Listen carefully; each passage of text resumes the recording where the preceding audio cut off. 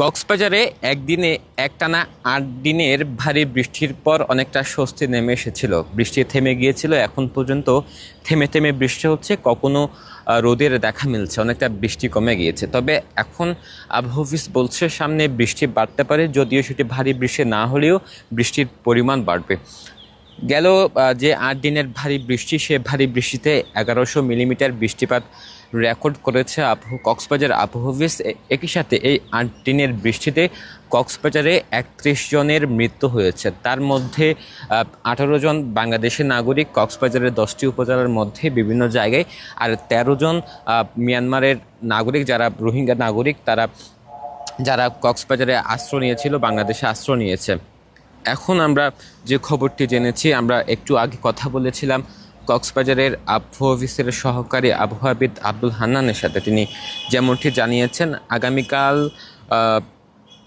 ২২ জুলাই এবং ২৩ জুলাইয়ের মধ্যে বৃষ্টি কিছুটা বাড়তে পারে, এবং যেহেতু বর্ষা মৌসুম, জুলাই আগস্ট এই মাসগুলোতে কক্সবাজারে ভালোই বৃষ্টি হয়, এবং শুধু কক্সবাজার নয়, বাংলাদেশের বিভিন্ন জায়গায় ভালো বৃষ্টি হয়।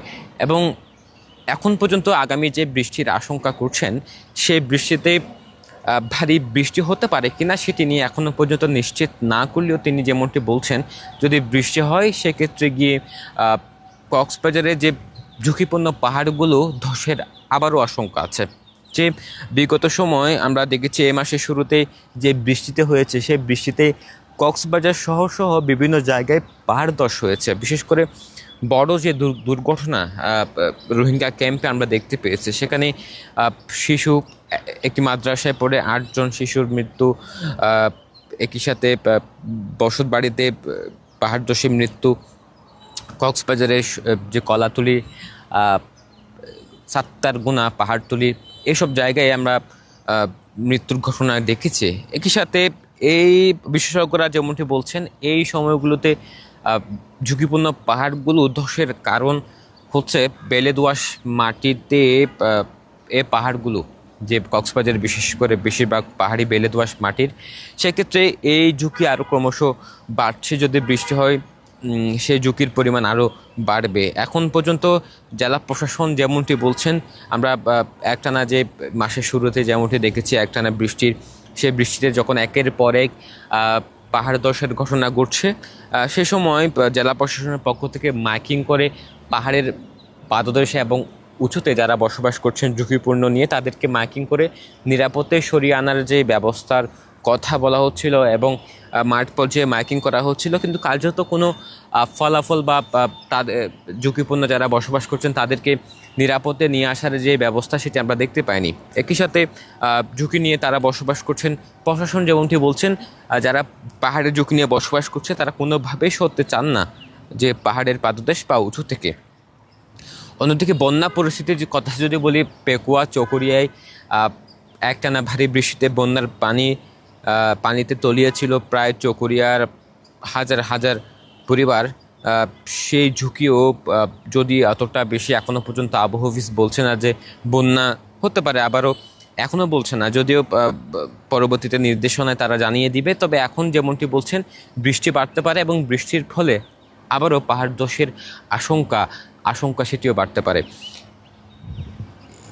চলতি মৌসুমে ৮ দিনের বৃষ্টিতে কক্সবাজারে সর্বোচ্চ যে ৩১ জনের মৃত্যু, সে মৃত্যুর রেকর্ড ছুঁয়েছে, এবং এই মৃত্যু থামাতে যেমনটি বেশিরভাগ মৃত্যু কিন্তু পাহাড় ধসে হয়েছে, এবং এই পাহাড় ধস মোকাবেলায় প্রশাসন আরও কঠোর অবস্থানে যাবে, সেটি প্রত্যাশা করছেন যারা সংশ্লিষ্ট রয়েছেন বা সচেতন মানুষ রয়েছেন তারা।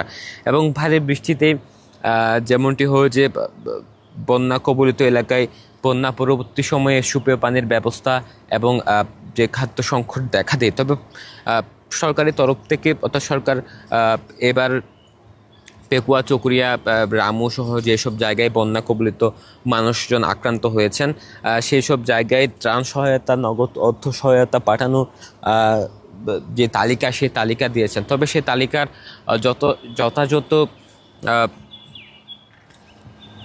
তাদের হাতে পৌঁছানোর কথা, অর্থাৎ দুর্গত মানুষ তাদের কাছে পৌঁছেছে কিনা সেটি এখনও প্রশ্ন। তার কেননা আমরা দুর্গত এলাকায় গিয়েছিলাম, আর সেখানকার মানুষ যেমনটি বলছেন তারা অনেকে ত্রাণ সহায়তা পায়নি, সরকারের ত্রাণ সহায়তা পায়নি, তবে ব্যক্তিগত উদ্যোগে বিভিন্ন রাজনৈতিক সামাজিক সংগঠনের পক্ষ থেকে মূলত ত্রাণ সহায়তা দেওয়া হয়েছে অনেকের কাছে গিয়ে। সব কিছু মিলিয়ে এখন পর্যন্ত যে কক্সবাজারে বৃষ্টির নিয়ে স্বস্তির খবর নেই। আবহাওয়া অফিস বলছে আবারও বৃষ্টি বাড়ার আশঙ্কা রয়েছে, তবে সেটি ভারী বৃষ্টি হবে কিনা সেটি নিয়ে এখনও পর্যন্ত নিশ্চিত তথ্য দিতে পারছেন না। তবে তিনি নির্দেশনা জানিয়ে দিবেন বলেছেন, তবে এখন বলছেন আগামীকাল এবং আগামী পরশুর মধ্যে কক্সবাজারে আবারও বৃষ্টির পরিমাণ বাড়তে পারে এবং এই বৃষ্টির ফলে কক্সবাজারে পাহাড় ধসের ঝুঁকি ক্রমশ আরও বাড়ছে।